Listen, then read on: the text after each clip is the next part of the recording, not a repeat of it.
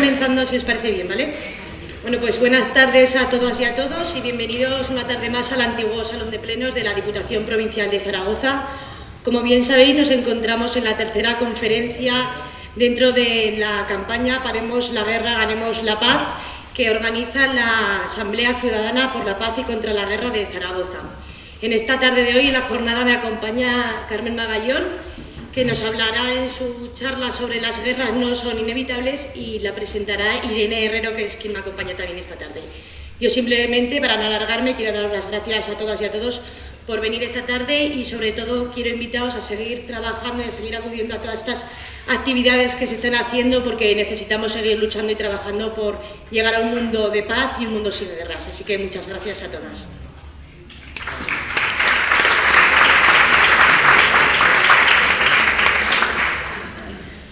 Bueno, buenas tardes a todos y a todas. Es un honor daros la bienvenida a esta ponencia titulada «Porque las guerras no son inevitables», que bueno, hemos querido rebautizarla con «Urge dar a conocer y amplificar voces de paz».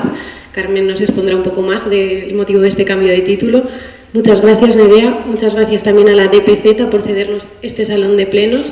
Y también me gustaría dar las gracias a la Asamblea Ciudadana por la Paz y contra las Guerras por invitarme a estar hoy aquí.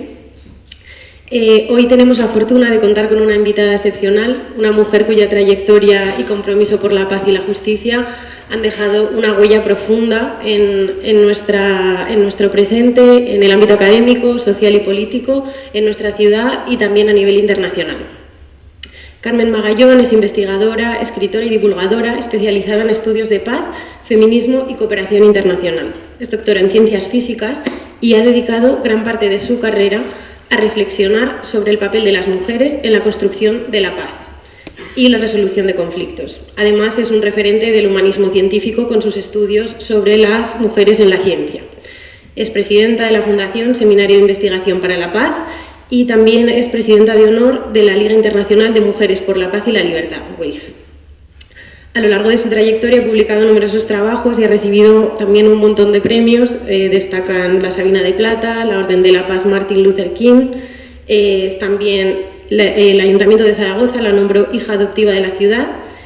Y en el año pasado, en el 2024, recibió el premio italiano Semplicemente Donna en la categoría Donna per la Pace. Hace muy poquito, así que felicidades. Bueno, en el título de esta charla, el título original, nos invitaba a cuestionar una de las narrativas más arraigadas en la historia de la humanidad, que es la supuesta inevitabilidad de los conflictos armados. No sé si quieres contarnos un poco cómo ha venido este cambio de título, Carmen. Bien, buenas tardes. Lo primero es que doy las gracias a la Asamblea y quiero presentar a la presentadora, porque decidimos que vamos a hacer una especie de diálogo y realmente nos hubiera gustado estar ahí en el escenario con el micro y más cerca, pero no puede ser. Entonces, como somos pequeñitas, estamos aquí, pues pedimos excusas, pero bueno, porque siempre decimos, ¿dónde están los jóvenes? ¿Dónde están los jóvenes? Pues aquí están las jóvenes y vamos a intentar que hablen. Bien, Irene Herrero es periodista, dramaturga, directora de escena, especializada en comunicación cultural. Trabaja con jóvenes en centros educativos, ha escrito 2 obras de teatro que ha publicado y ha llevado a escena en centros educativos y escribe sobre feminismo, salud mental y cambio climático. Entonces yo de vez en cuando le pasaré a ella la voz para que hable, que tenemos que escucharla. ¿Qué te parece?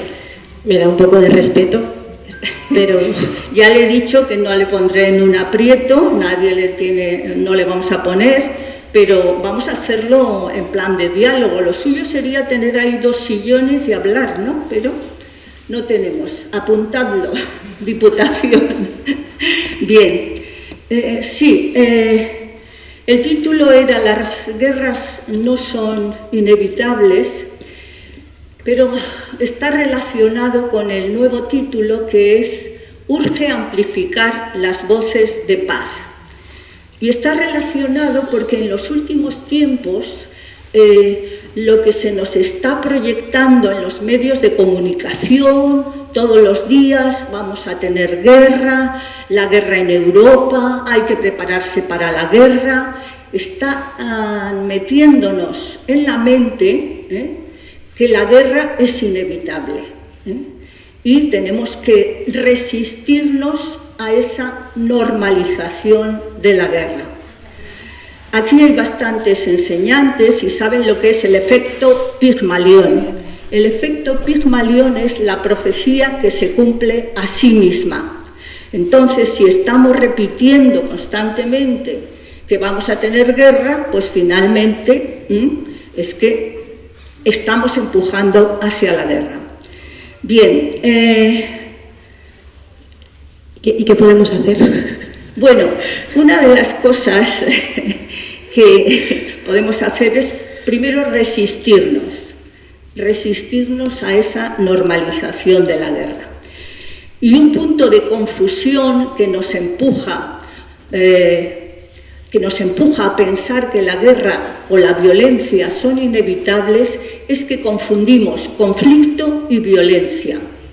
De nuevo, en Educación para la Paz insistimos a menudo de diferenciar entre conflicto y violencia. En inglés no se diferencian, ¿verdad? Pues ahí estamos, que nos están metiendo a través del inglés la idea de que conflicto es violencia. Y como los conflictos son inevitables, si pensamos que es lo mismo, llegamos a la conclusión de que la violencia es inevitable. No, los conflictos son inevitables entre personas, grupos, países, pero lo que es evitable es la violencia. Se pueden gestionar de otro modo. Se pueden gestionar por medio de la mediación, el diálogo, la negociación, el arbitraje. ¿No te parece, Irene, que después de todas las guerras, al final, ¿qué pasa? ¿Qué hacen los contendientes? Cambia poco, ¿no? Pero se sientan, ¿no? Se sientan. Sí, finalmente se sientan a hablar. Se sientan a negociar. Entonces la pregunta es, ¿por qué no se sientan antes de matarse durante 2 o 3 años? Por ejemplo, la guerra de Ucrania.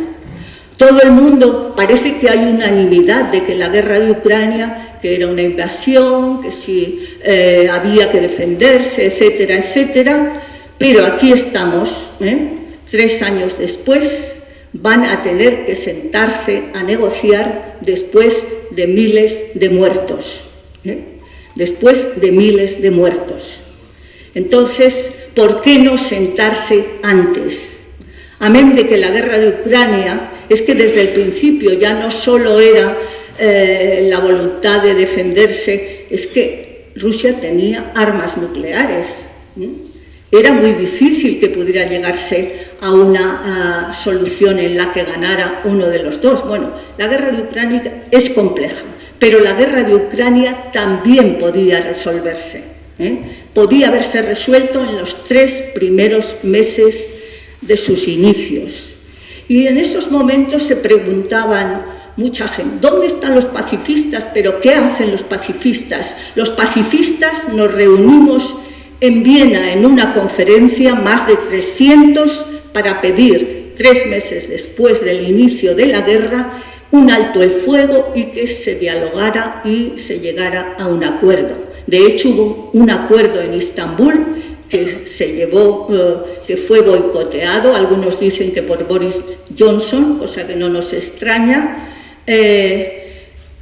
y en fin, ahí estamos después de miles de muertos. Y en este contexto actual, en un contexto de guerra global, cuando han pasado esos 3 años en los que no se ha hecho nada, ¿a quién corresponde o de quién podemos esperar que dé ese primer paso en un contexto en el que todos los estados se están armando, invirtiendo cada vez más y los países más poderosos sugieren invertir cada vez más? ¿Quién puede dar ese primer paso o desde qué colectivos se pueden dar esos pasos? Bueno, ¿te acuerdas que hablábamos ayer de que el escenario internacional es como un teatro? Un teatro donde hay tensiones, fuerzas, intereses, entonces todo el mundo tiene un papel, nosotros también tenemos un papel.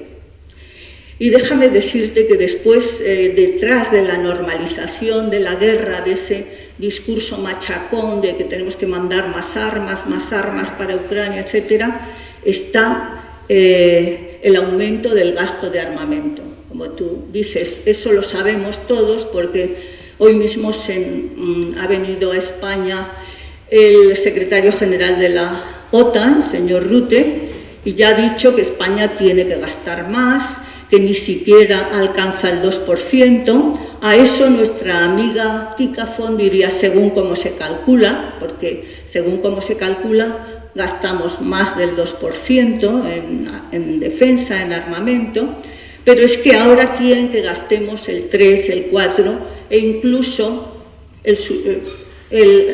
no sé cómo nombrarlo, el nuevo presidente de los Estados Unidos quiere que gastemos el 5%. Por supuesto, ya se sabe que todo es a costa del Estado social de bienestar, educación y salud pública, etcétera, etcétera. Por tanto, lo primero que podemos hacer es resistirnos y pensar que siempre se puede negociar. Claro, hablo un poco desde el lugar de los jóvenes que no estamos aquí. Genera cierta parálisis un poco este panorama que planteas, este teatro lleno de tensiones, tan complejo.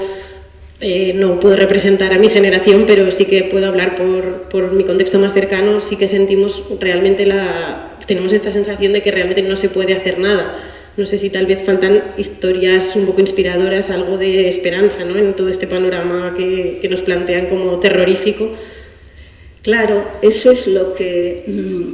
ese punto es interesante porque es cierto que si solo se oyen las voces de guerra, aparte de que se nos empuja a que realmente se lleve a cabo y a más gastos de armamento, finalmente se crea una desesperanza en la población y en los jóvenes, como tú dices. O sea, por eso necesitamos voces de paz, necesitamos amplificar las voces que existen, que sí existen y han existido. Y queremos que estén en los medios de comunicación, igual que todos los días nos ponen todas las escenas de las guerras, de cómo avanzan los tanques por aquí, por allá, las matanzas. Queremos también que nos digan qué están haciendo los que se resisten a esas guerras. Y para eso, pues, hay ejemplos históricos. ¿Conoces alguno? No, cuéntanoslos, por favor, estamos deseando escucharlos. Efectivamente,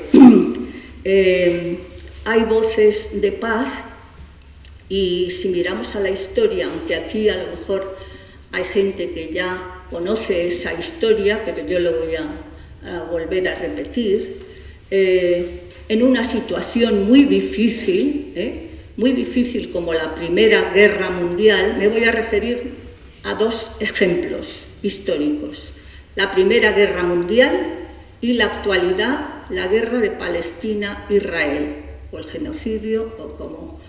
No, sí, el genocidio. Bien, en la Primera Guerra Mundial, esto es una historia, mi enfoque es histórico, pero además con el deseo de que el legado de estas mujeres, sobre todo en la historia, han sido las mujeres las que se han resistido más a la guerra, y no porque seamos mejores que los hombres ni más pacíficas, eso lo hemos dicho en muchas ocasiones. Las mujeres podemos ser agentes de violencia y de hecho pues participamos en los ejércitos, en las guerrillas, en todo tipo de acciones violentas. Pero históricamente el protagonismo de las mujeres por la paz ha sido mayor que el protagonismo de las mujeres en las guerras. ¿Por qué razón? Pues por una parte porque no podíamos decidir, no decidíamos acerca de si iniciar una guerra o no, lo sentíamos como ajeno. Y por otra, porque nos hemos dedicado a cuidar a los seres humanos. Y cuidar a los seres humanos entra en contradicción con matarlos. No es tanto pues el dar a luz, sino el cuidar a los demás. Por eso, en los últimos años, pues el cuidado está en el centro de los planteamientos feministas pacifistas, porque también hay que decir, no todos los feminismos son pacifistas, no. Tanto para las mujeres como para el feminismo, la opción por la paz es una opción libre, no viene dada por el hecho de ser mujeres o de ser feministas. Es una opción libre que algunas toman y otras no. Bien, volvamos pues a la Primera Guerra Mundial. Las sufragistas, es decir, estamos en 1915 y las mujeres estaban coordinadas y organizadas en la Alianza Internacional por el Sufragio, más de 12 millones de mujeres. Y se iban a reunir en Berlín en un congreso, pero estalla la Primera Guerra Mundial y deciden anular el congreso, pero algunas plantean hacer un congreso, esta vez en La Haya, para intentar parar la guerra en marcha. La guerra ya llevaba 9 meses, la Primera Guerra Mundial, y La Haya está como a 150 kilómetros de Ypres, una ciudad belga donde se estaba dando unas batallas que habían ya producido cerca de 100.000 muertos. En esa ciudad, en Ypres, se usan por primera vez gases, el gas mostaza, gases de los que luego más tarde la comunidad internacional prohibió. Podemos imaginarnos la Primera Guerra Mundial, guerra de trincheras, las máscaras de gas, antigás, etc. Bueno, pues las mujeres deciden reunirse en La Haya, no todas las sufragistas. La Primera Guerra Mundial dividió a las sufragistas. Unas pasaron a apoyar el esfuerzo de guerra patriótico, dicen, y otras dijeron que tenían que parar la guerra. Este hecho de la división de las sufragistas viene a mostrar que no todos los feminismos son pacifistas. Bien, pues muchas de ellas decidieron acudir a La Haya, más de 1000 mujeres se reunieron para proponer salidas negociadas. Entonces pensemos un poco el escenario y pensemos la situación. Mujeres alemanas, belgas, inglesas, de los Estados Unidos, de distintos países, de Holanda, de Italia, países en los que los hombres se estaban matando, y ellas fueron capaces de atravesar Europa en guerra, de atravesar un océano, las estadounidenses, corriendo el riesgo de ser torpedeado su barco y reunirse en La Haya. Pensemos pues que en circunstancias muy difíciles, pues las mujeres han optado por una acción pues, que tenía riesgo, que era valiente y que era decidida. Bien, pues esas mujeres se reúnen en La Haya y dicen: no vamos a hablar de las responsabilidades de la guerra, miremos al futuro.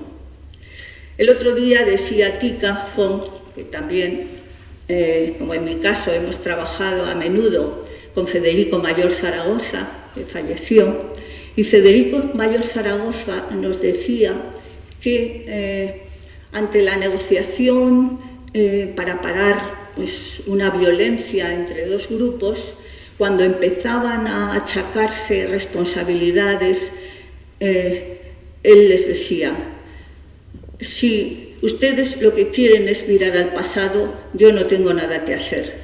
Para lograr un acuerdo de paz hay que mirar al futuro. ¿Qué quieren ustedes para el futuro? ¿Qué quieren ustedes para sus hijos? ¿Qué te parece? Me parece la pregunta clave, y me parece muy interesante también el enfoque sobre las mujeres, ¿no? Como que creo que muchas veces nos llega las mujeres como como principales víctimas de los conflictos armados y pocas veces como realmente agentes que pueden cambiar, que pueden influir y que pueden participar activamente en la sociedad, y que podemos participar activamente de las sociedades, ¿no? Es interesante. Hablabas de otro caso en Palestina. Sí, pero aún no he terminado el primero, solo que me doy un respiro. Lo que ha dicho Irene es muy importante, o sea, generalmente se nos presenta a las mujeres como víctimas, como grupo vulnerable. Decimos, oye, vulnerables somos todos, ya lo hemos visto en la pandemia. Lo que pasa es que es cierto que hay unos grupos a los que se les añade vulnerabilidad por la discriminación, y es lo que pasa con las mujeres, ¿no? Somos discriminadas, luego por tanto tenemos una vulnerabilidad construida. Pero no solo somos víctimas, es decir, sí, nos violan, nos matan, etc. Pero también hemos aportado y seguimos aportando, somos agentes de paz. De hecho, la resolución 1325 del Consejo de Seguridad pues afirma esto, que las mujeres tienen que participar en los procesos de paz como agentes, porque además cuando participan las mujeres el proceso de paz es más duradero. Por tanto, no solo somos víctimas, tenemos que tener en la mente esto, y que es muy importante sacar a la luz lo que hemos hecho en la historia en todos los terrenos, en la ciencia, en la literatura, en la historia, en la construcción de sociedades más pacíficas. Bien, voy a volver a La Haya. Aquí hay algunas compañeras que fuimos 100 años más tarde, en 2015, a celebrar los 100 años de lo que allí pasó. ¿Qué pasó allí? Pues pasó que las mujeres que se reunieron de distintos países aprobaron 20 resoluciones que son consideradas la base filosófica sobre la que se construyó la Sociedad de Naciones, que es la antecesora de las Naciones Unidas. Y bueno, como aquí no hay, supongo, no sé si conocéis esta historia, nosotras la hemos contado, sí, quizá en esta casa también, en el 2014, cuando hacía 100 años del inicio de la Primera Guerra Mundial. Pero, como dice Dale Spender, lo que hacen las mujeres en la historia hay que repetirlo siempre una generación tras otra, porque no se transmite, entonces tenemos que transmitirlo. Resoluciones de las mujeres de La Haya. Primero, la protesta contra la locura y el horror de la guerra, que lleva consigo un sacrificio irresponsable de la vida humana y la destrucción de tantas cosas que la humanidad ha tardado siglos en construir. Segunda, contra las odiosas agresiones de que son objeto las mujeres en tiempo de guerra, especialmente contra la violación. Y aquí hay que añadir que a las mujeres se nos viola en tiempo de guerra y en tiempo de paz. Pero hay que decirlo. Segundo, resolución cuarta, la demanda de poner en marcha una mediación permanente, que es lo que tendríamos que tener ahora, una mediación permanente para resolver las guerras en marcha. Los principios para el logro de una paz permanente.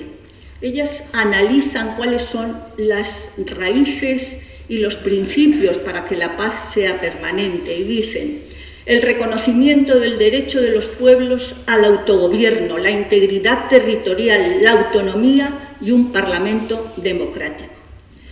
Después, resolución 6, que los gobiernos de todas las naciones acuerden someter las futuras disputas internacionales a la conciliación y el arbitraje y acuerden unirse para ejercer presión social, moral y económica sobre cualquier país que recurra a las armas. Resoluciones 8 y 9, que la política exterior se someta a control democrático. Y teniendo en cuenta que una democracia no puede ser tal si no votan las mujeres, que se conceda el voto a las mujeres.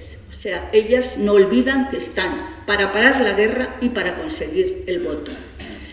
La siguiente resolución hace referencia a la construcción de un foro internacional donde los países puedan discutir sus conflictos sin recurrir a la guerra. Por eso se dice que son madres de Naciones Unidas, porque no había un foro internacional donde los países pudieran hablar y dirimir sus conflictos. Otra resolución importante, la reclamación del desarme universal. Atención, ya que, y cito, en los beneficios privados derivados de las grandes fábricas de armamento anida un obstáculo poderoso para la abolición de la guerra. Aquí estamos, 100 años más tarde, más de 100 años, y nos están empujando a gastar más en armamento. Fijaros la sabiduría de estas señoras que no podían votar y que plantean estas cuestiones. La siguiente, que los mares y rutas de comercio se abran en condiciones de igualdad a los cargamentos de todos los países. Y esto es interesante también. Y puesto que la inversión de capitalistas de un país en otro a veces es causa de guerra, quien invierta en un país que lo haga a expensas suyas y no involucre a su gobierno en la defensa de sus intereses. Estaban pensando en el petróleo, México, Estados Unidos, que iban a nacionalizar, etc. Paréntesis, a veces cuando se habla de Mujeres por la Paz parece que sean como ángeles, ¿no? Que no tienen ni idea. ¿Qué te parece? No, yo no.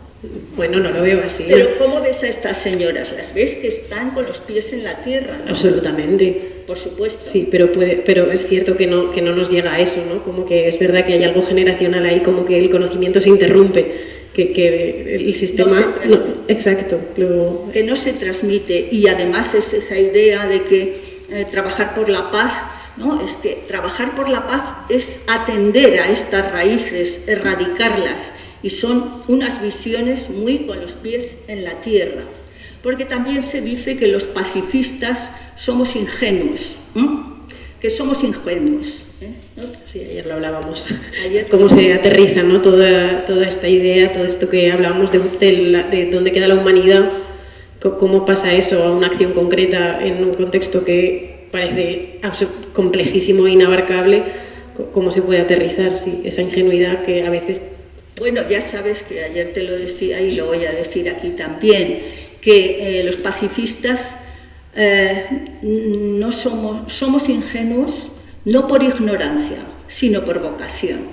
O sea, sabemos, conocemos perfectamente lo mal que está todo, los intereses, los problemas, todo lo que ocurre en el mundo, los análisis, por supuesto, eso es conocer la realidad, pero la vocación es hacia dónde vamos. Y esto también lo aprendimos de Federico Mayor Zaragoza, que decía, hay que ser ciudadanos activos y no solo describir la realidad, sino escribirla. Es que también en los medios de comunicación lo que vemos, muchos analistas, a mí me parece muy bien, a veces soy un poco irónica con los analistas, porque nos dicen claves que son importantes, o sea, yo reconozco que son importantes, pero nos describen la realidad y necesitamos escribirla, decir por dónde hay que seguir, hacer, proyectar hacia el futuro. Entonces, somos ingenuos por vocación, no porque no nos enteremos, ¿no? Sí, a veces muy poco ingenuo esa idea de recuperar el poder y poder escribir. Claro, no tiene nada de ingenuo. Efectivamente, y ahora que tenemos posibilidad en las redes sociales de proyectar, etc. Siguiendo por las resoluciones de las mujeres de La Haya, pues una de las resoluciones que los tratados secretos sean declarados nulos. Fijaros que a veces en la política internacional, aparte de que la gente, a mí en este país no estamos muy interesados, o parece que no se está cuando llega una votación, no se hace mucha referencia a la política internacional, pero en el pasado había muchos tratados secretos que ponían al pie de los caballos a las poblaciones muchas no querían la guerra. Entonces piden las mujeres que sean declarados nulos. Bien, finalmente hay otras resoluciones, pero solo mencionaré la que es el antecedente de la resolución 1325 del Consejo de Seguridad, que dice que cuando haya una conferencia de paz, allí en paralelo que haya una conferencia de mujeres en la que las mujeres tengan una voz y propongan y se tenga en cuenta lo que digan las mujeres para ese proceso de paz. Y es lo que propone la resolución 1325. Bien, ¿crees que ha habido más mujeres a lo largo del siglo XX? Espero que sí. Más grupos, seguro que sí. Más grupos de mujeres que han trabajado por la paz. Hay que decir que en La Haya surgió la Liga Internacional de Mujeres por la Paz y la Libertad, ¿sabes? Que es una organización la más antigua de mujeres por la paz en el mundo, que algunas de las que estamos aquí, y quiero aprovechar porque en la Asamblea Ciudadana por la Paz pues tenemos unas compañeras que están trabajando mucho y han hecho posible muchas de las actividades que se están organizando. Pues bien, después de esas resoluciones no quedaron en nada, sino que estas mujeres que no podían votar fueron a visitar a todos los mandatarios europeos, los que estaban en guerra y los que eran neutrales, al Papa y al presidente de los Estados Unidos, y le fueron a llevar estas resoluciones. O sea, con el presidente Wilson, Woodrow Wilson, que era el de los Estados Unidos, se reunieron hasta 6 veces. Y se dice que de los 18 puntos que pusieron fin a la Primera Guerra Mundial, 9 de los 14 puntos, 9 los tomó de las mujeres.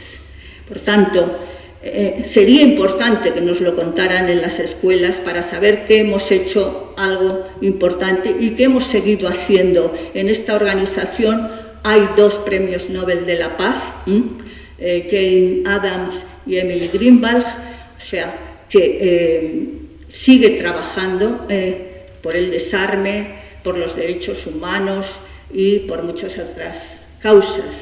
Bien, pues a lo largo del siglo XX otros grupos de mujeres salieron para oponerse a la guerra, pues en principio son importantes los grupos que están criticando a sus propios gobiernos. Esto es algo que decimos también en educación para la paz y en los estudios de paz.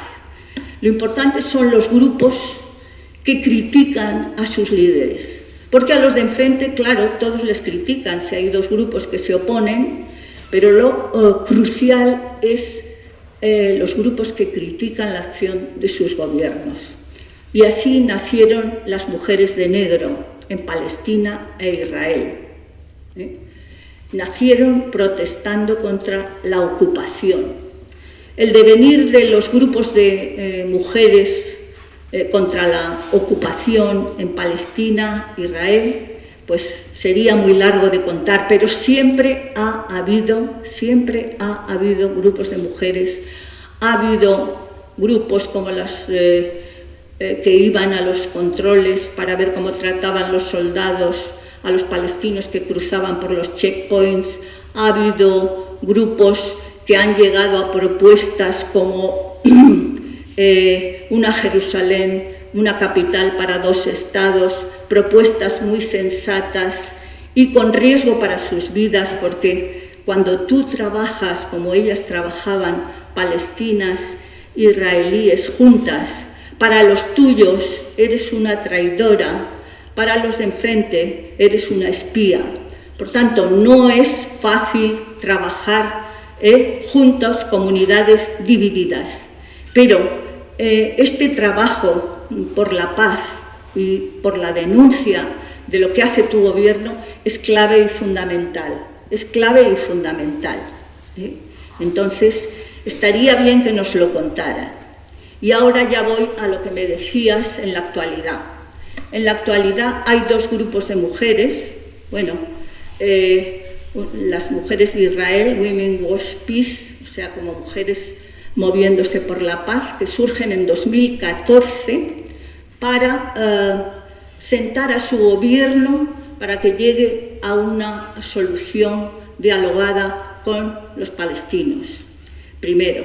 Y segundo objetivo, para que cumplan la resolución 1325 de incluir a las mujeres en el proceso de negociación y de paz. Y en la parte palestina surge Women of the Sun, Mujeres del Sol, que también trabajan por una solución negociada para sus pueblos, para Palestina e Israel. Estas mujeres han trabajado a lo largo de los años. En el 22 hicieron una marcha por todas ciudades, pueblos, sobre todo dando a conocer una llamada que ellas escribieron, que es la llamada de las madres. Las madres han sido muy importantes en conseguir acuerdos de paz. También las madres han sido importantes para luchar contra la impunidad, que la impunidad es una clave de repetición. A todos nos acordamos en América Latina, ¿no? Las madres de la Plaza de Mayo, pero ha habido también viudas de Guatemala, madres de El Salvador. O sea, las madres tienen un papel, y no todas las mujeres son madres, efectivamente, pero las madres son importantes porque quieren un futuro para los hijos. Y estos grupos, el de Israel y el de Palestina, lanzaron el llamamiento de las madres, en el que se enfatiza la idea que ya está en el preámbulo de la Carta de Naciones Unidas, es para librar a nuestros hijos del círculo vicioso del derramamiento de sangre. Es que es tan racional y tan sabio que es que yo no sé cómo nos llega a los líderes, pero es así. Voy a citar solo los 2 primeros párrafos de este llamamiento. Nosotras, mujeres palestinas e israelíes de toda condición, estamos unidas en el deseo humano de un futuro de paz, libertad, igualdad, derechos y seguridad para nuestros hijos y las próximas generaciones. Creemos que la mayoría de los pueblos de nuestras naciones también comparten nuestro mutuo deseo. Por lo tanto, exigimos que nuestros líderes escuchen nuestro llamamiento e inicien sin demora conversaciones y negociaciones de paz, con el compromiso decidido de alcanzar una solución política a este largo y doloroso conflicto dentro de un plazo limitado. El llamamiento está en la red y se puede firmar, continúa estando vigente. Bien, pues ahora viene un episodio bastante dramático, porque el día 4 de octubre estas mujeres israelíes y palestinas se concentraron en Jerusalén y luego fueron caminando hasta el Mar Muerto en una marcha, miles de mujeres, y allí pues era una manifestación, pusieron una mesa y unas sillas simbolizando que querían que sus líderes se sentaran a negociar. Pues bien, eso el 4 de octubre. 3 días más tarde, pues ya sabemos, Hamás atacó los kibutz cercanos a la Franja de Gaza y produjo una masacre y tomó más de 2 centenares de rehenes. Bueno, una de las asesinadas era Vivian Silver, que era una líder del movimiento de las mujeres de Israel. ¿Y qué pasó? Pues que ellas decidieron continuar juntas, trabajando, y además diciendo que la familia de Vivian, que dijo desde el principio que su madre hubiera querido que siguieran trabajando juntas. Y yo digo, ¿por qué no nos cuentan estas historias en la televisión y nos lo ponen todos los días, lo que hacen unas, lo que hacen otras. Por cierto, han seguido y están moviéndose por distintos países para hablar de lo que proponen, etcétera, etcétera. Bueno, pues estas voces de paz que son las que nos abren un poco un horizonte de esperanza, ¿no te parece? Sí, de hecho es lo que planteabas antes, ¿no? El mirar al futuro, no mirar al pasado, es lo que puede inspirarnos también a crear lazos y a sentarnos a hablar. También me interesa un poco lo que planteabas de estas agrupaciones, ¿no? Que desde dentro de los estados luchan contra sus líderes. Antes hablabas de las Naciones Unidas, que es el otro lado, ¿no? La otra manera, es esta opción el multilateralismo, que también a día de hoy a veces nos lleva a desconfiar un poco porque pues vemos que un Estado decide no firmar, un Estado se salta sus propias normas que sí ha firmado, como que las generaciones que nos hemos criado ya con la Unión Europea, con todas estas cosas ya planteadas, a veces nos da... No sabemos muy bien si realmente nos podemos agarrar a estas instituciones colectivas. ¿Cómo lo planteas? Sí, efectivamente. Hay como una idea o creciente, un sentimiento como que Naciones Unidas no sirve. Y bueno, pues tenemos que pensar, ¿acaso queremos que el mundo se convierta en una jungla? En una jungla donde el más fuerte se apodere de todos los demás. Ya vamos camino, ¿no? Que el más poderoso económicamente se está apoderando de la tecnología, de la política, etc. Pero necesitamos organismos multilaterales, necesitamos a las Naciones Unidas. Y sí, es cierto que no están respondiendo, pero no por ellas, es que se les está restando autoridad, se está desobedeciendo la legislación internacional. Bueno, pero dentro de lo que hay, pues no solo están los que desobedecen, están también quienes proponen una reforma de la Carta de Naciones Unidas para que realmente responda a lo que necesitamos el día de hoy. Personalmente yo pienso que Naciones Unidas se apoya en valores que constituyen, a mi modo de ver, tres pilares.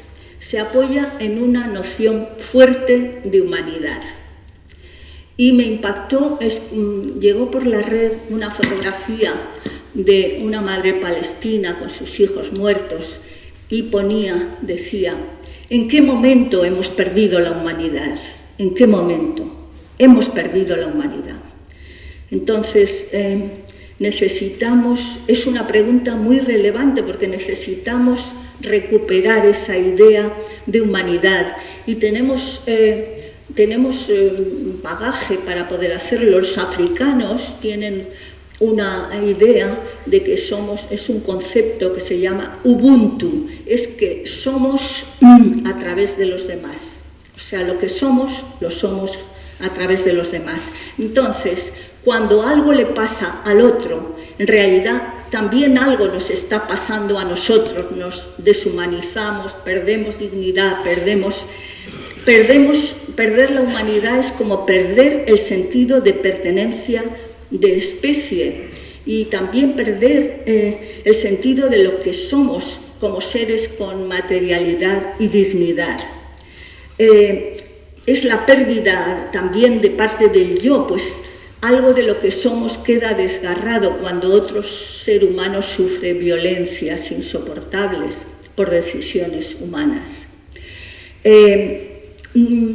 Pensando dónde puede crecer esa erosión de la noción de humanidad, a mí me lleva a pensar, de modo tentativo y pendiente de profundizar, que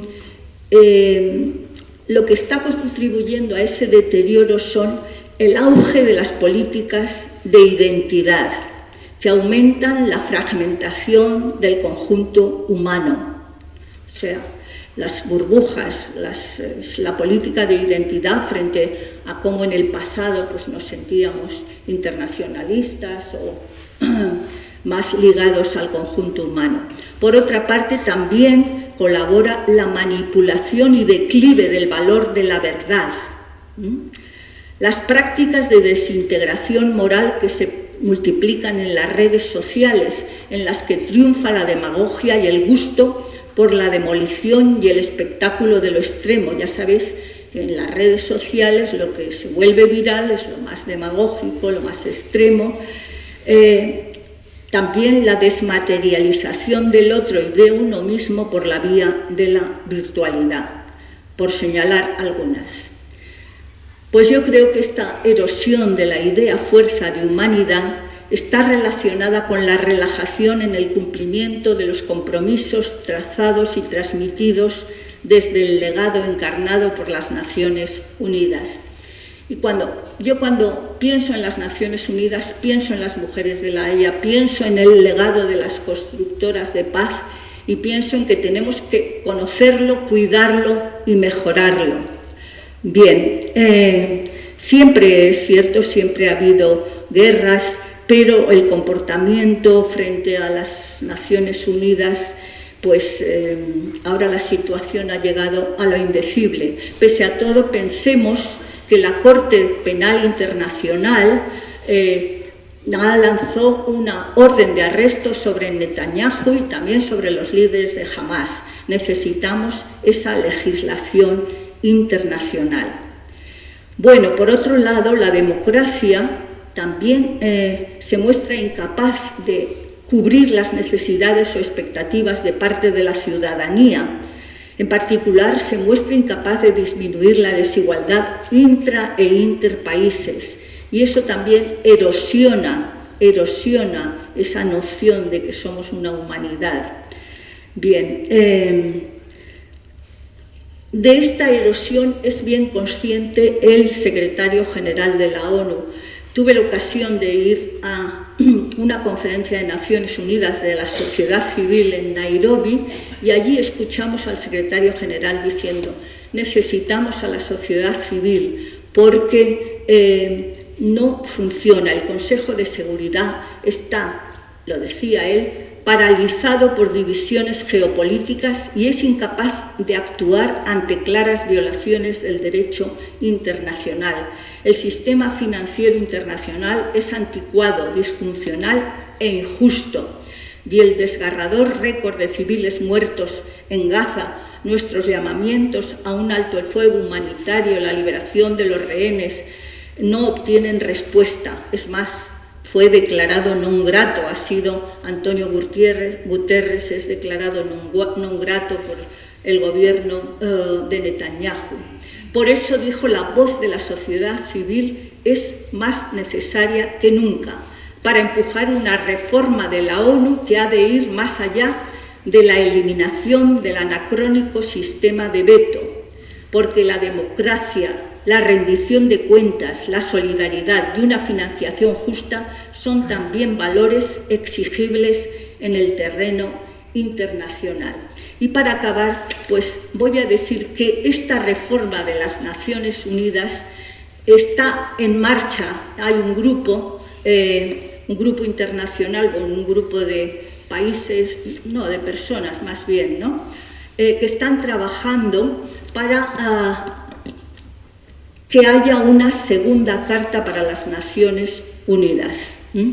Sabéis que la Carta de Naciones Unidas es la que establece el mandato y desde el principio, bueno, personalmente los conocí en Nairobi y están trabajando desde 2020 en formular una segunda carta. Y lo que yo escuché y aprendí en Nairobi es que tenemos que levantar la vista del Consejo de Seguridad. O sea, siempre pensamos, bueno, el derecho a veto de 5 países, eso no va a poder modificarse, pero lo que aprendí es que hay mucho margen, hay más margen para modificar Naciones Unidas y necesitamos modificarla. Además es posible porque la propia Carta Inicial de Naciones Unidas prevé que se puede modificar. Hay un artículo, el artículo 109, que dice que para revisar la Carta, y además pensaban que se tendría que haber revisado cada 10 años y sin embargo va a cumplir 80 años y nunca se ha revisado la Carta de Naciones Unidas.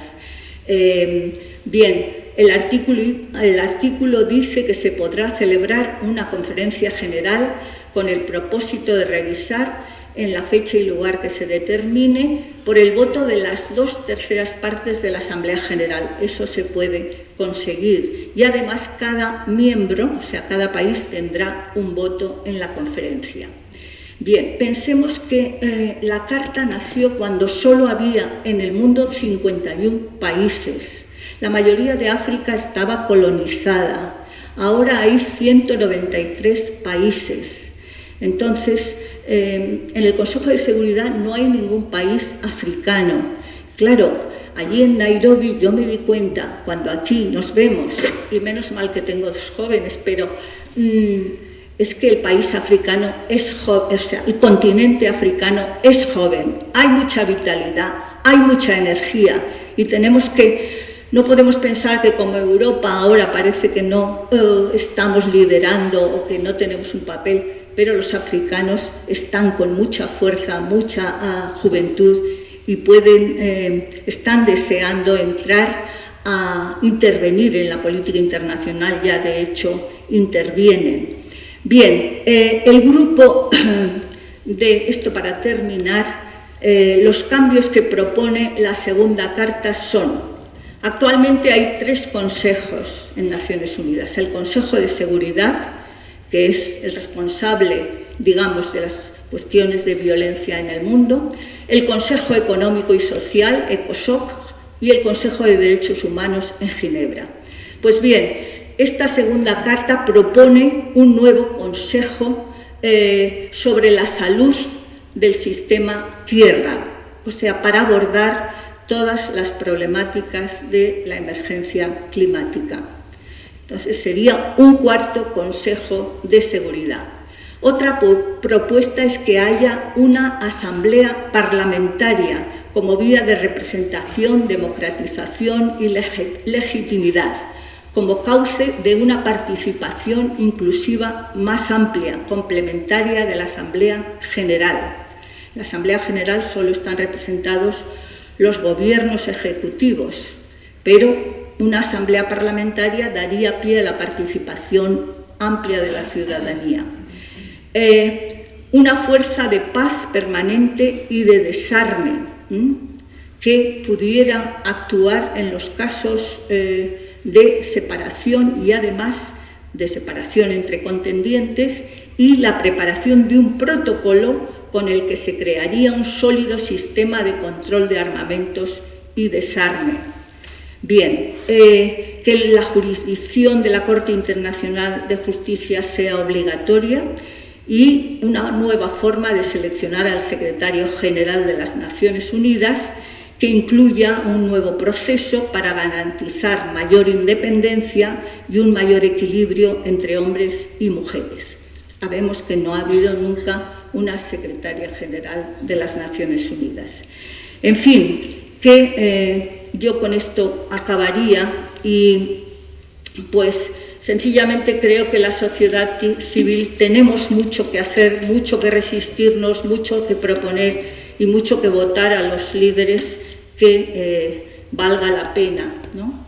Y me gustaría acabar acordándome de mi profesor José Antonio Labordeta y su valentía cuando en 2003 y la guerra de Irak se levantó en su turno de intervención y dijo aquel poema de su hermano Miguel: mataos vosotros, pero dejad tranquilo a este niño que duerma en la cuna.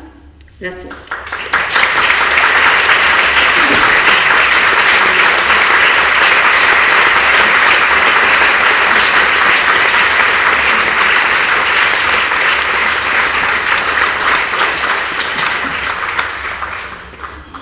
Bueno, vamos a abrir ahora un turno de preguntas. Sí que queríamos recordar, por favor, que sean preguntas concisas. Luego ya tendremos tiempo para charlar un poquito.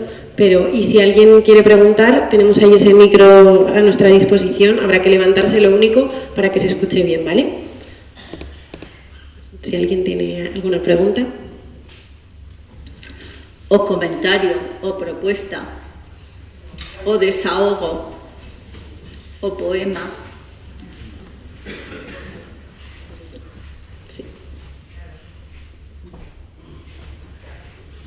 Sí, adelante. Tendrás que darle al botoncito. Ese. ¿Ahora? Perfecto. Bueno, decía buenas tardes y daba las gracias a las tres preciosidades que hay en la mesa. Entonces yo quería hacer una pregunta. Antes, Carmen, decías que había que conocerlo, había que cuidarlo y mejorarlo.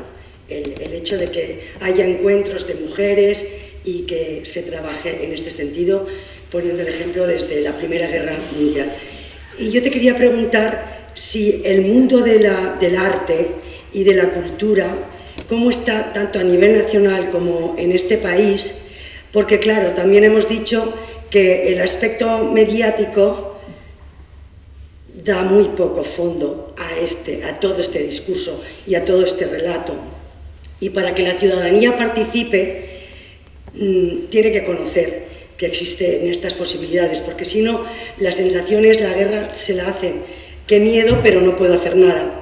Pero sí que quería recordar que hubo un momento en este país que sí que se hizo mucho, y fueron aquellas manifestaciones enormes que hubo contra todo lo que estaba pasando en la guerra de Irak, y ya no se han vuelto a repetir, incluso con el genocidio que estamos viendo. Pero bueno, apelo a la pregunta, apelo a que la cultura y el arte se moje, porque llegaría y supliría a lo que intencionadamente la prensa no está haciendo. Muchas gracias. Voy a decir algo y luego, que eres tú que escribes y haces teatro, pues también.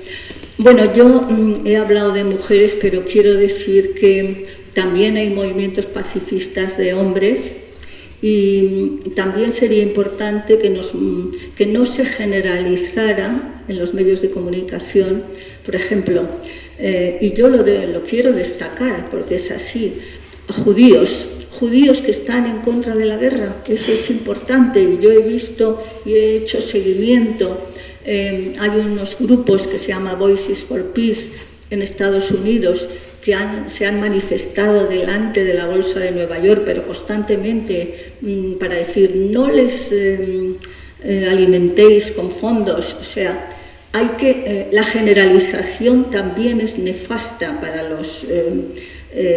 para resolver los conflictos armados. No son todos los judíos, no son todos los israelíes, es el gobierno, el gobierno es su líder, y con un apoyo de muchos de allá, por supuesto, pero tenemos que mirar a los moderados, y a los que están en contra, porque son los que pueden, como estas señoras, pero también hombres y mujeres trabajando juntos, ¿no? Tenemos que mirar en Ucrania a los que desertan, la mayoría últimamente, muchos jóvenes, hombres, que han planteado su derecho a no matar y no les han dejado salir. Y como veis, la guerra pues volvió a repetir los estereotipos de género. Las mujeres con los niños podían salir del país y los hombres tenían que quedarse a hacer la guerra. Pues tenemos que apoyar, y de hecho pues la Liga Internacional de Mujeres por la Paz y la Libertad apoya a los desertores. Y también critica la noción de patria que hay detrás, porque ya aprendimos con Mujeres de Negro que la primera patria es el cuerpo de una mujer. O sea, lo importante son los seres humanos, no un trozo de tierra.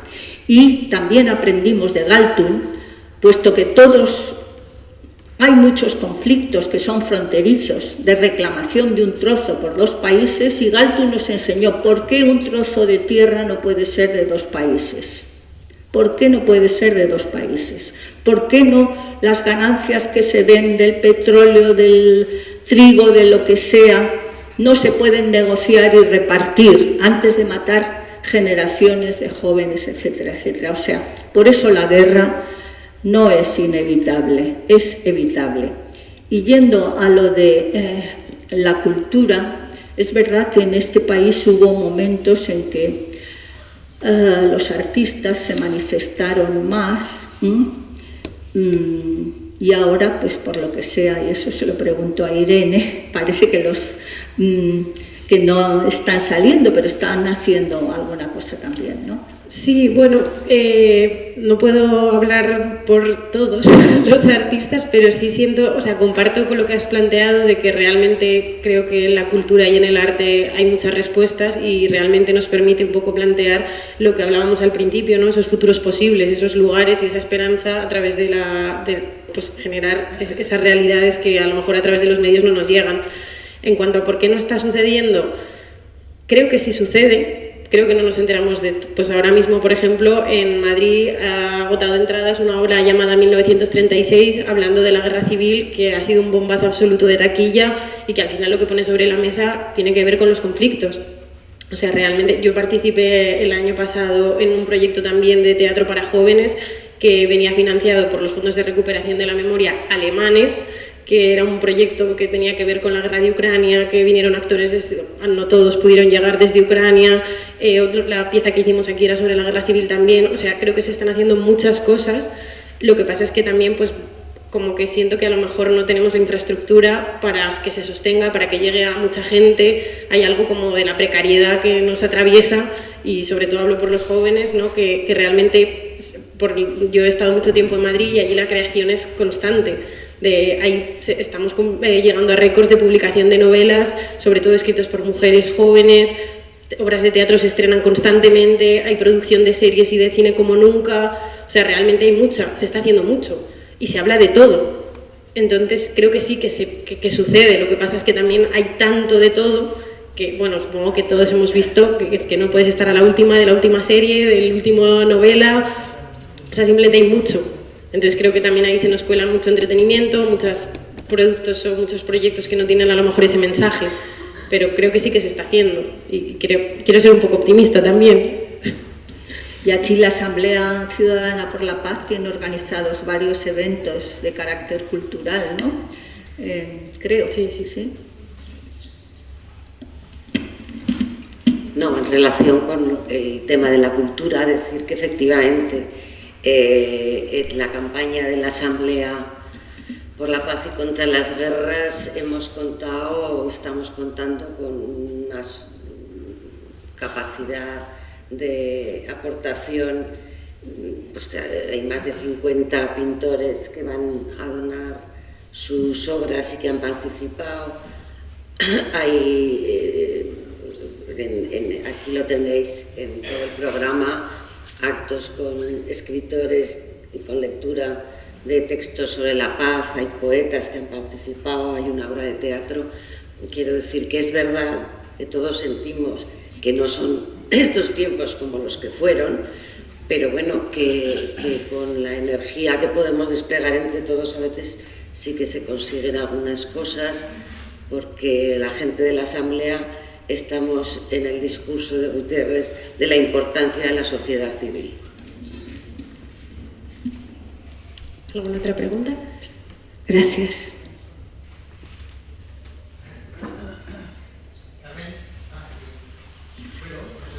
Espero que estamos por aquí.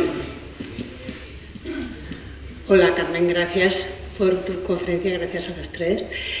Yo quería poner el foco en el tema de los intereses económicos y preguntarte cómo abordar, cuando estamos hablando de desmilitarizar, de desarmar, de desarme de la paz, cómo abordar el negocio armamentístico, que es un negocio muy floreciente, que además va increciendo, que no disminuye, sino que aumenta, y que con el panorama que tenemos actual va a aumentar mucho más, y que ahí hay unos intereses económicos muy poderosos en el mundo. ¿Cómo abordar esto, Carmen, para el tema de la paz? Y quería hacerte una pregunta muy concreta, aunque ya me has contestado un poco al principio. Necesito un argumento cuando digo que las mujeres están más a favor de la paz que de la guerra, y me contestan porque no tenemos el poder. Entonces quiero un argumento para desmontar esto. Gracias. Bueno, efectivamente todo lo que planteas es problemático y no hay respuestas así que digamos, esta es la respuesta, ¿no? La reflexión es que como ciudadanía, como ciudadanas y ciudadanos, tenemos dos poderes, el voto y la compra.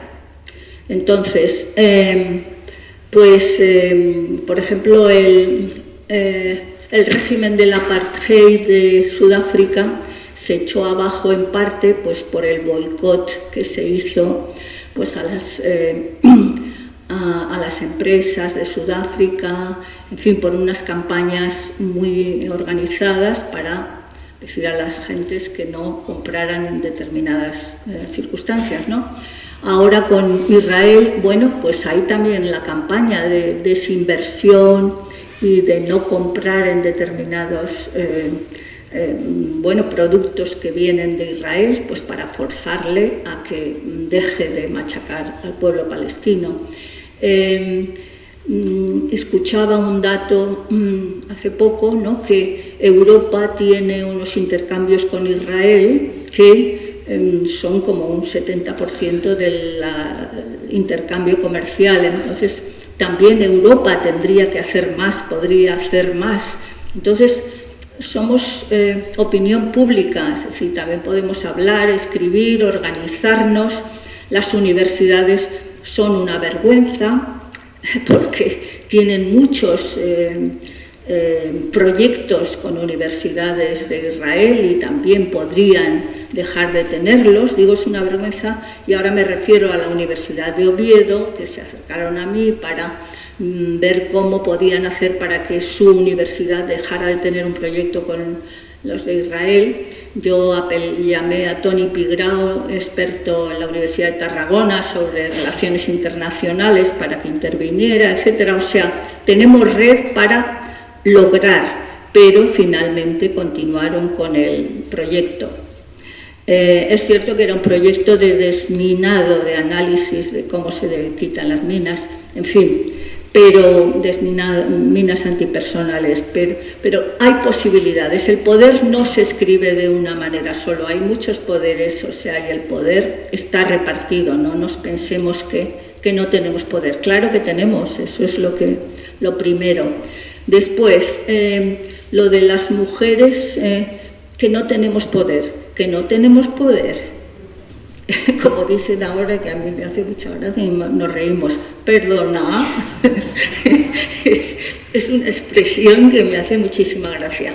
Claro que tenemos poder, o sea, y de hecho estamos en los gobiernos, pero desgraciadamente a veces nos comportamos como un hombre más. Podemos ser un hombre más, y entonces hay mujeres en los gobiernos y en las instituciones con poder y hacen lo mismo. Lo que necesitamos son mujeres conscientes que accedan al poder y que se sientan ligadas a toda esa tradición de constructoras de paz. No basta con ser mujer, no basta con, sino optar por un paradigma de pensamiento propio. Estas señoras pensaron con un paradigma propio. O sea ¿y eso cómo se consigue? Pues a través de organizaciones internacionales. Claro que hemos conseguido cosas, las organizaciones internacionales, y tenemos que conocer mejor el sistema. Por ejemplo, tenemos que saber que los países cada 5 años tienen que pasar un examen en Ginebra sobre si han cumplido o no los pactos de derechos humanos, y lo pasan, y el resto de países les dicen, les critican, les dicen lo que ha fallado, etc. Y te lo digo porque pude asistir cuando España retiró la cobertura de salud universal a los inmigrantes. Y allí en Ginebra, los países latinoamericanos que tenían inmigrantes, pues le hicieron una crítica y tuvo que defenderse. Es decir, hay muchos mecanismos y tenemos que conocerlos y tenemos que ejercer el poder. Sí que podemos, oye, que sí.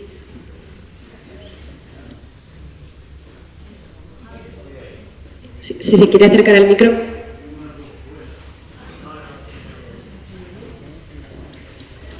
Él es Fahmi Besharat, yo lo voy a presentar.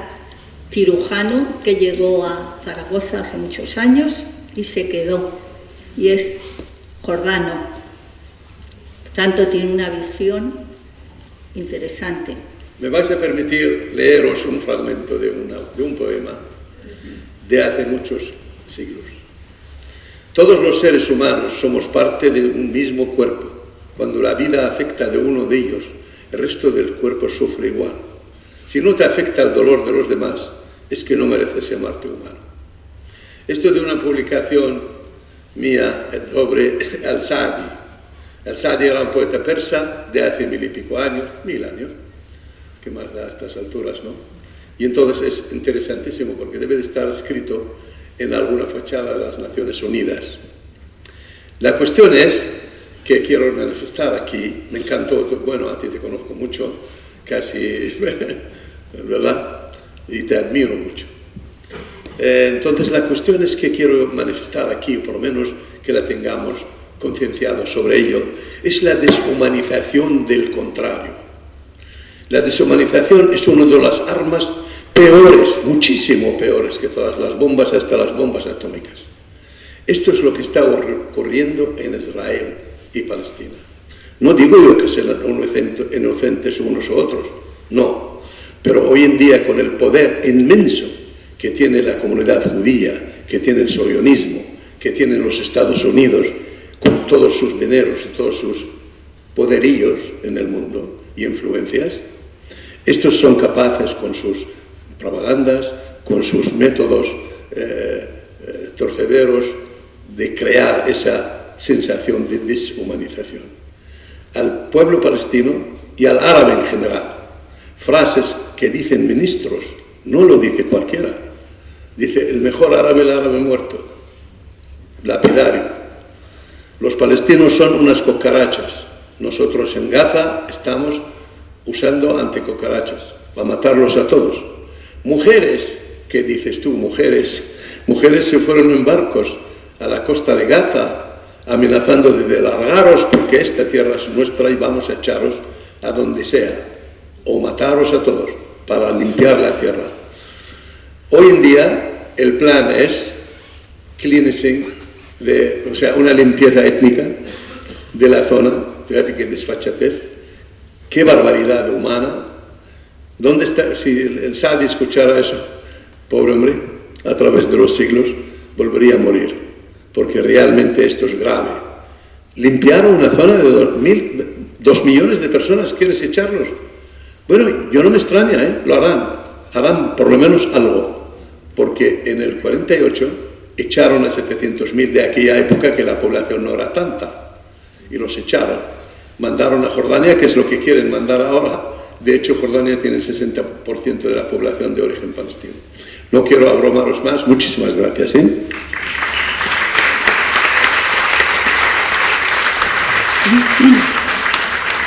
Sí, gracias, Fami. Es cierto, es que están ahí, su idea es de sacarlos a Egipto, sacarlos a los países de alrededor y allí, como dice el impresentable presidente de los Estados Unidos, construir resorts para los turistas, porque hace muy buen tiempo.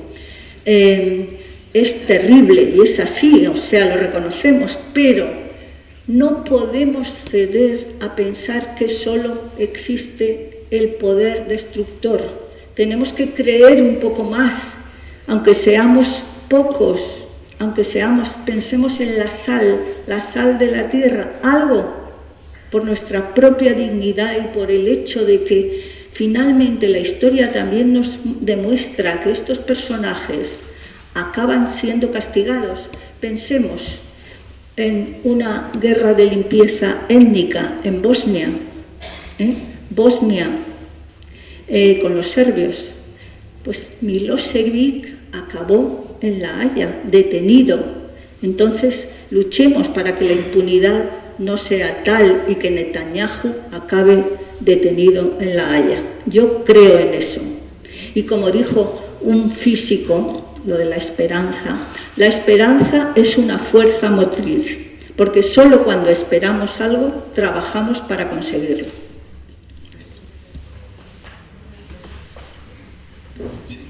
Sí, hola, buenas tardes. Hablando del futuro, como has hablado antes, has nombrado también el círculo de la violencia. ¿Se explica suficientemente a la gente en los colegios, en las universidades, lo que llevamos? Porque la violencia lleva girando en este mundo desde que el mundo empezó a dar vueltas. Y otra segunda pregunta. Curiosamente, en Ucrania estamos involucrados un montón de naciones, pero es que todos tenemos como base el cristianismo. ¿Eso sirve para algo? Gracias. Bueno, sobre la violencia hemos aprendido de Galtung, pues que él hablaba de 3 tipos de violencia. Violencia estructural, que es la que mata por hambre, mata mucho, la violencia por hambre o por enfermedades a las que la población no tiene acceso de cura, o sea, violencia estructural. Y además sabemos que la pobreza tiene rostro de mujeres, la mayor parte de los pobres son mujeres en el mundo. O sea, esa es una violencia. Hay otra violencia simbólica o cultural, que es cuando, como decía Fami, deshumanizamos al otro, despreciamos, lo consideramos un humano de menos categoría o sencillamente no humano. Esa es otra violencia. Y después la violencia directa, que mata con las armas, con las amenazas, etc. Y Galtung lo ponía en un triángulo y hacía circular las influencias de unas violencias en otras. Tratamos de contarlo en los colegios, pero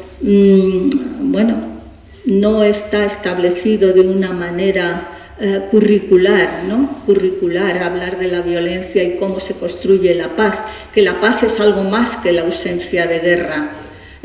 La ausencia de guerra es una paz mínima, pero la paz es algo más, son derechos humanos, son democracia, desarrollo, etc. La paz tiene un contenido. Tratamos de contarlo, pero no está establecido en el currículum. Y otra cosa que ya que me lo has sacado a la luz, la paz, que es una cultura, no es una meta, ¿no? Decimos, tiene mucho que ver con cómo se gestionan los conflictos. Lo que hemos dicho, que los conflictos son inevitables, pero hemos de aprender a gestionarlos, pues con métodos de mediación, diálogo, etc. Eso podemos enseñarlo en las escuelas y, de hecho, nosotros en la Fundación SIP tenemos aquí la directora, que hace muchos talleres de mediación en escuelas para aprender a gestionar los conflictos. Es decir, en un conflicto hay muchas salidas, hay que generar ideas creativas, como la que decía Galtung, ¿no? Ideas creativas. Entonces, tenemos que educar para la paz. Educar en las escuelas y en la sociedad. Y por eso hay que reclamar que las voces de paz estén presentes en nuestros medios. Y hablar, todos podemos hablar, hay que hablar, como cuando te encuentras a un borracho, cuanto más borracho hay que hablar más, ¿no? Pues aquí igual, cuanto más guerra, más hablar. Y lo segundo que era... el cristianismo. Bueno, esta es una de las cosas que sí, yo creo que ha hecho mucho daño el concepto de guerra justa. Guerra justa, porque se piensa que hay guerras que son justas. No hay ninguna guerra justa desde mi punto de vista, y una vez pude discutirlo con un capellán,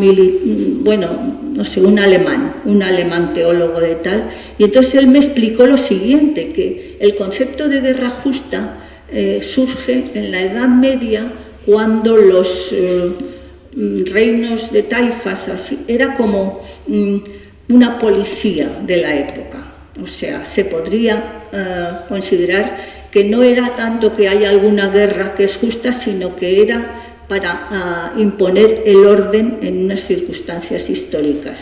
O sea, pero bueno, eso en el cristianismo no lo sabe nadie, ni además, como dices tú, pues los cristianos tampoco lo practican, aunque hay alguna obispa que se lo cree, O sea, hay alguna obispa que ha sido genial y le ha dicho en la cara lo que... Y eso también, eso es lo que digo yo, voces de paz. Pues mira, sale ahí y nos lo dice.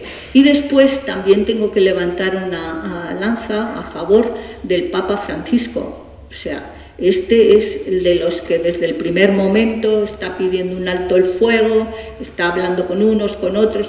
Por supuesto, no nos lo cuentan, pero está también trabajando porque haya paz en distintos lugares del mundo y, bueno, sí, declaraciones constantes.